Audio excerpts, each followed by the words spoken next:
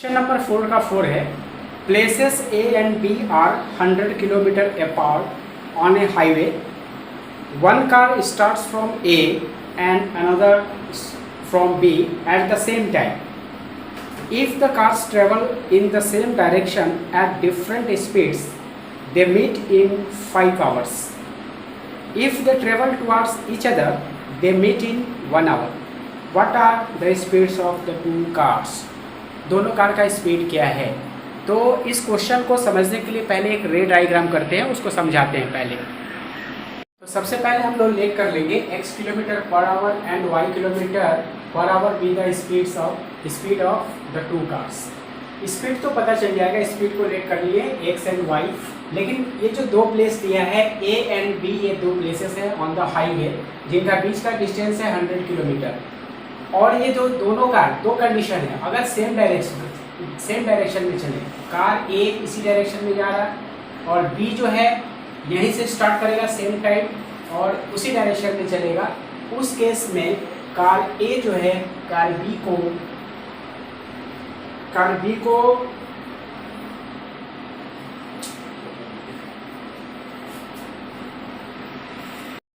तो दोनों कार जब एक डायरेक्शन में चलना शुरू करते हैं, कार ए जिस डायरेक्शन में चल रहा है कार बी भी उसी डायरेक्शन में चल रहा है, और दोनों इस कंडीशन में एक दूसरे से मीट करते हैं आफ्टर 5 आवर्स, यानी इस केस में उनको 5 आवर्स का टाइम लग जा रहा है एक दूसरे से मीट करने में। बोलने का मतलब ए कार जो है ए प्लेस से जो कार चला है वो बी को 5 आवर्स बाद उसको पकड़ लेता है। और दूसरा कंडीशन है जब दोनों कार एक ही डायरेक्शन में चलेंगे, एक ही डायरेक्शन बोलने का मतलब सेम अपोजिट डायरेक्शन, सॉरी, दोनों कार जब अपोजिट डायरेक्शन में चलेंगे, यानी बी यहाँ से बी पोजीशन से कार स्टार्ट हो रहा है और एक पोजीशन से कार स्टार्ट हो रहा है, और दोनों कार जब सेम डायरेक्शन में अपोजिट डायरेक्शन में चलते हैं तो उस केस में दोनों एक दूसरे से मीट करते हैं आफ्टर 1 आवर्स। तो इस केस में 1 आवर्स टाइम लगता है। ये दो कंडीशन है। तो यहाँ पर किसी एक कार का स्पीड से ये मैथ सॉल्व नहीं होगा। यहाँ पर हम लोग को क्या करना है, दोनों कार का स्पीड को एक साथ लेना है। दोनों कार, क्योंकि दोनों कार एक साथ चलना शुरू करते हैं तो उस केस में हमको दो कंडीशन है, एक सेम डायरेक्शन में चल रहे हैं और एक बार जो चल रहे हैं एक दूसरे के अपोजिट डायरेक्शन में चल रहे हैं। तो इस तरह का मैथ जब भी स्टार्ट करेंगे तो पहले तो लिख कर लिए, ये ठीक है। उसके बाद पहला काम जो होता है, पहले रिलेटिव स्पीड निकालना पड़ता है, उसके बाद ही कंडीशन अप्लाई करते हैं। तो relative speed of both cars in the same direction. Same direction का जब बात करेंगे तो उस केस में जो रिलेटिव स्पीड होगा अलग होगा, और अपोजिट डायरेक्शन का जो बात करेंगे तो उस समय कुछ दूसरा आएगा। तो सेम डायरेक्शन का क्या होगा, दोनों का स्पीड है, एक का स्पीड है x किलोमीटर पर आवर और दूसरा का स्पीड है y किलोमीटर पर आवर। तो जिसका ज़्यादा स्पीड है उसमें से जिसका कम स्पीड है उसको माइनस करेंगे, तो x minus y kilometre per hour ये स्पीड होगा रिलेटिव स्पीड, और ये स्पीड जो होगा अप्लाई होगा फर्स्ट कंडीशन के लिए, यानी जिसमें 5 आवर्स टाइम लग रहा है। और दूसरा रिलेटिव स्पीड निकालेंगे फॉर द अपोजिट डायरेक्शन, उसके लिए, ठीक है। तो फिर दूसरा काम होगा रिलेटिव स्पीड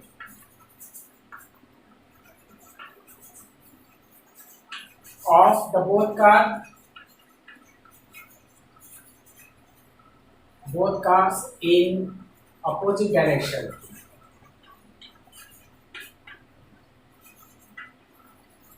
तो अपोजिट डायरेक्शन में जब चलेंगे तो उस समय रिलेटिव स्पीड क्या होगा, दोनों जब एक डायरेक्शन में चलेंगे तो एक साथ दोनों का स्पीड जो होगा ऐड हो जाएगा और x प्लस वाई ए हो जाएगा उनका रिलेटिव स्पीड।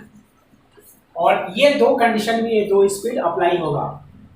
दोनों जो डिस्टेंस को ट्रेवल करेंगे उस केस में जो डिस्टेंस है 100 किलोमीटर है और दोनों केस का स्पीड पता है। तो अकॉर्डिंग टू क्वेश्चन अगर आ जाए ATQ अकॉर्डिंग टू क्वेश्चन, तो दोनों स्पीड पता है। पहला कंडीशन में उसको 5 आवर्स का टाइम लगता है 100 किलोमीटर डिस्टेंस को ट्रेवल करने में। यानी अगर टाइम का बात करें तो स्पीड, यहाँ पर डिस्टेंस पता है, स्पीड पता है, तो स्पीड डिस्टेंस बाई, अगर हम कर देते हैं डिस्टेंस बाई स्पीड तो निकल जाता है हमारा टाइम, यानी ये फार्मूला को अप्लाई करेंगे। तो ATQ अकॉर्डिंग टू क्वेश्चन अगर स्पीड बात करें तो यहाँ पर हो जाएगा, डिस्टेंस है 100 किलोमीटर और स्पीड है पहले कंडीशन के लिए x minus y equal to time लग रहा है इस केस में 5 आवर्स। तो ये इक्वेशन 1 हो जाएगा। और दूसरा जो कंडीशन है स्पीड, डिस्टेंस तो 100 किलोमीटर है तो स्पीड जो है x प्लस वाई है और इस केस में लग रहा है time 1 hour equal to 1 hour, ये होगा इक्वेशन 2। तो यहाँ से हमारा दो इक्वेशन मिल गया है। अब ये दोनों इक्वेशन को पहले सिंपल फॉर्म में लाएंगे, माने स्टैंडर्ड फॉर्म। तो कैसे करेंगे, इसको क्रॉस मल्टीप्लाई करके यहाँ पर भी क्रॉस मल्टीप्लाई कर लेंगे, स्टैंडर्ड फॉर्म आ जाएगा। उसके बाद किसी भी अलजेब्रिक मेथड से इसको सॉल्व करके आंसर ला सकते हैं। तो चलिए इसको सॉल्व करके देखते हैं। सबसे पहले क्या करेंगे, इस इक्वेशन को सबसे पहले क्रॉस मल्टीप्लाई करके सिंपल फॉर्म लाएंगे। तो देखिए ये हमारा इक्वेशन 1 आ गया। उसके बाद दूसरे साइड का भी क्रॉस मल्टीप्लाई कर लेंगे और इक्वेशन 2 आ जाएगा। उसके बाद दोनों इक्वेशन को एलिमिनेशन मेथड से इसको सॉल्व करेंगे। ऐड करने से ही दोनों इक्वेशन कट जाएगा, एक्स लिमिट वाई लिमिट हो जाएगा, यहाँ से एक्स का वैल्यू आ जाएगा। उसके बाद एक्स का वैल्यू को क्या करेंगे, इक्वेशन 1 में पुट कर देंगे। Putting the value of x in equation 1, equation 1 आ गया। 1 में एक्स का वैल्यू 60 पुट कर देंगे, यहाँ से वाई का वैल्यू आ जाएगा। इस तरह से हमारा एक्स एंड वाई का वैल्यू मिल जाएगा। जैसे ही एक्स एंड वाई का वैल्यू मिलेगा, इसका मतलब दोनों कार्स का स्पीड अलग अलग होगा, एक 60 एक 40 किलोमीटर पर आवर, और दोनों को प्लस कर देंगे। क्वेश्चन नंबर 5 है, the area of a rectangle gets reduced by 9 square units if its length is reduced by 5 units and breadth is increased by 3 units. ये पहला कंडीशन है। फिर है, if we increase the length by 3 units and the breadth by 2 units, the area increased by 67 square units. Find the dimension of the rectangle. तो इस question में पूछा गया find the dimension of rectangle. Rectangle का dimension इसमें बताना है, मतलब लेंथ एंड ब्रेथ इसका क्या होगा। तो लेंथ एंड ब्रेथ को सबसे पहले हम लोग लेट कर लेंगे। Let x metre and y metre be the length and breadth of the rectangle respectively. X metre length है, वाई मीटर इसका ब्रेथ है। इस केस में इसका एरिया भी तो कुछ होगा। सबसे पहले हमारा एरिया फाइंड करके देखना पड़ेगा। Area, therefore area of rectangle पहले हम लोग फाइंड कर लेंगे। क्यों फाइंड करेंगे, जब कंडीशन में जाएंगे तब समझ में आएगा। Area of rectangle length into breadth यानी एक्स वाई मीटर स्क्वायर, ये हमारा एरिया हो गया, ओरिजिनल एरिया। ये हमारा जो रेक्टेंगल जिसका length x and breadth y metre है, उसका actual area x into y metre square है। अब पहला कंडीशन जो देखते हैं, पहला कंडीशन में बोला गया area of rectangle gets reduced by 9 square unit if its length is reduced by 5 units and breadth is increased by 3 units. इसका लेंथ रिड्यूस हो जाएगा 5 यूनिट्स। लेंथ x मीटर था तो इसमें से 5 यूनिट रिड्यूस हो जाएगा।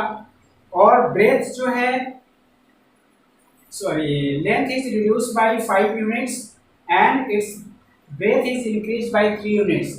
ब्रेथ जो है अगर 3 यूनिट बढ़ जाता है, उस केस में इसका एरिया पहले के एरिया से 9 स्क्वायर यूनिट जो है कम हो जाता है। तो इस केस में पहले यहाँ पर जब लेंथ रिड्यूस हो जाएगा और ब्रेथ इंक्रीज कर जाएगा, इस केस में भी तो एक एरिया निकलेगा। पहले इसका एरिया निकालेंगे और इस एरिया का कंपेयर करेंगे ओरिजिनल एरिया के साथ, तब जाकर इक्वेशन फॉर्म होगा। यहाँ पर मीटर नहीं दिया है, यहाँ पर स्क्वायर यूनिट दिया है, इसलिए हम सिर्फ इसको यूनिट लेट कर लेंगे, मीटर को हटा देंगे। तो एक्स यूनिट एंड इसको भी ले लिए वाई यूनिट, और ये सब जो मीटर था ये सब यूनिट में चला जाएगा। यहाँ सब यूनिट में रखेंगे, यानी यूनिट स्क्वायर यूनिट ये आ जाएगा।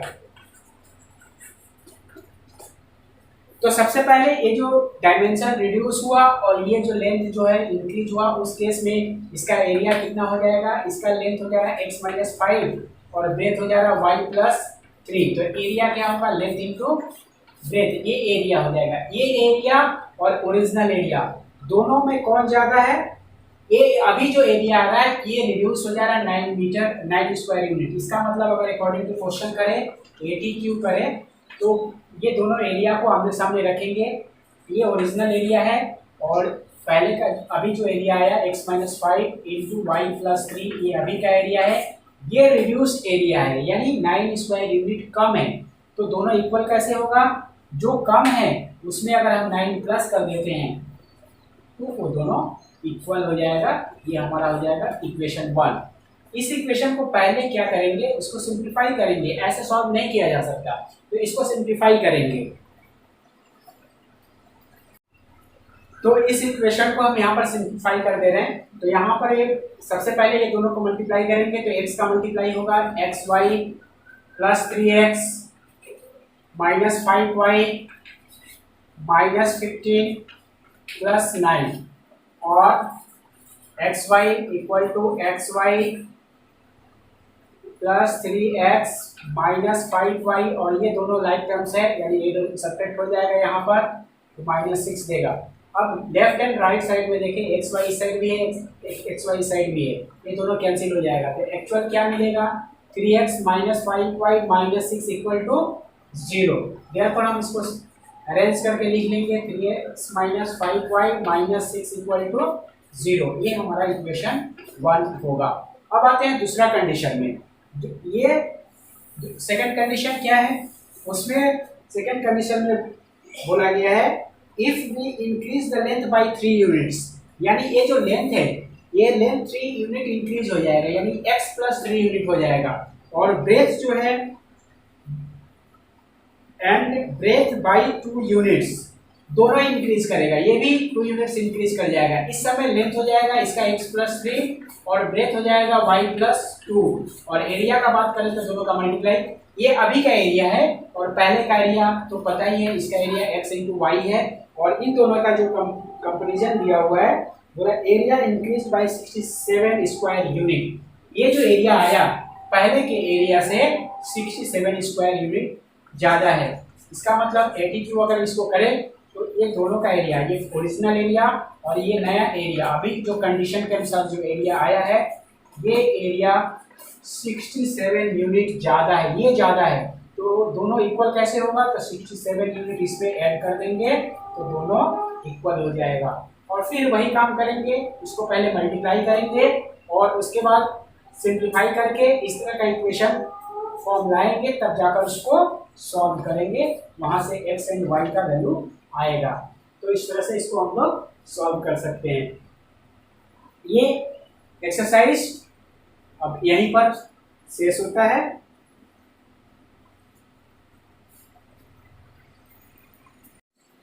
तो ये हमारा दूसरा इक्वेशन मिल गया है, इसको भी सिंप्लीफाई कर लेते हैं पहले, उसके बाद नंबर डालेंगे।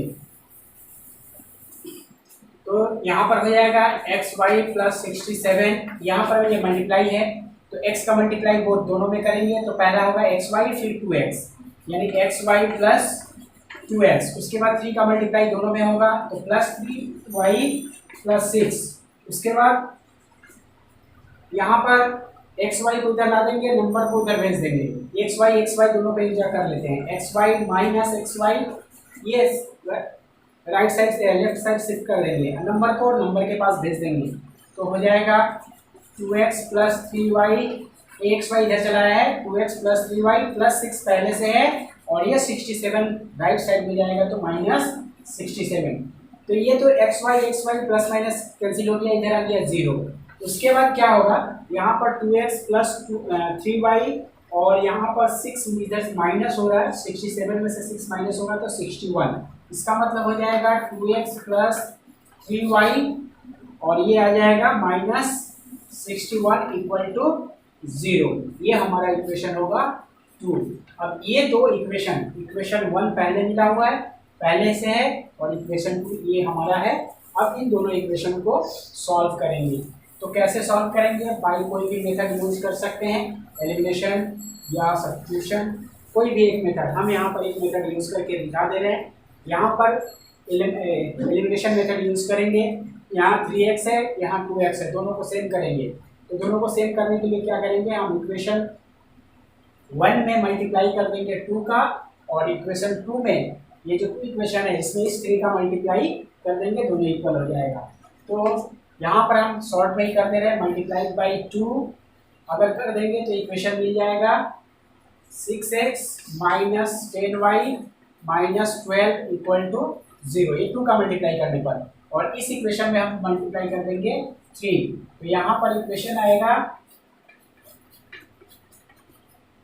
यहाँ पर जो आएगा 3 वजह से मल्टीप्लाई करेंगे तो 6x plus 9y minus 183 equal to 0, ये इक्वेशन आ गया हमारा 4 और ये इक्वेशन आ गया 3।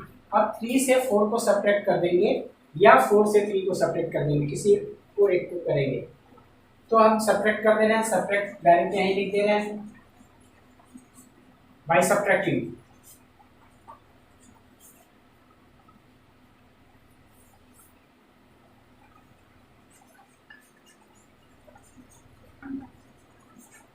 तो 3 से 4 को सब्ट्रैक्ट कर देंगे, 6x plus 9y minus 183 equal to 0, subtract करेंगे तो ये साइन चेंज हो गया, प्लस से माइनस, माइनस से प्लस, ये कैंसिल हो जाएगा, ये दोनों मिलकर हो जाएगा माइनस 19y, और ये एक प्लस है एक माइनस है तो माइनस यानी प्लस में आएगा 171 इक्वल टू 0, तो यहाँ पर आए, उसके बाद होगा minus 19y equal to, number को राइट साइड में ले जाएंगे तो minus 171, both side minus cancel हो जाएगा, देयरफॉर y इक्वल टू आएगा 171, ये 19 का डिवाइड हो जाएगा 19 से, कितना बार में कैंसिल होगा ये 9 टाइम्स, यानी y इक्वल टू आ गया 9, y का वैल्यू आ गया 9। इस y का वैल्यू को क्या करेंगे, किसी एक इक्वेशन में पुट कर देंगे, 1 या 2 किसी में पुट करेंगे, 3 एंड 4 में नहीं जाएंगे, तो इक्वेशन 1 था ये 3x minus 5y minus 6 equal to 0, putting the value of y in equation 1,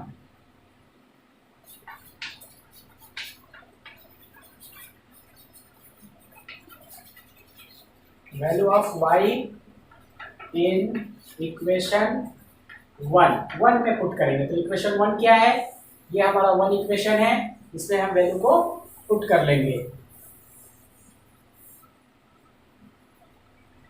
और यहाँ पर y का वैल्यू पुट करेंगे 3x माइनस 5 इंटू y का value 9 minus 6 equal to 0, 3x minus हो जाएगा 45 माइनस 6 इक्वल टू 0, यानी 3x ये हो जाएगा, दोनों माइनस एड हो गया 51 इक्वल टू 0, और x इक्वल टू हो जाएगा 3x equal to minus 50, right side जाकर प्लस 51, और x इक्वल टू हो जाएगा 51 डिवाइडेड बाई 3 इक्वल टू आएगा 17, यानी y का x का वैल्यू आ गया 17 और y का वैल्यू आ गया 9, तो देयरफॉर डायमेंशन ऑफ रेक्टेंगल क्या हो गया, डायमेंशन लेंथ यूनिट किए थे x, यानी लेंथ हमारा था x यूनिट मीन्स हो जाएगा 17 यूनिट्स, एंड ब्रेथ था,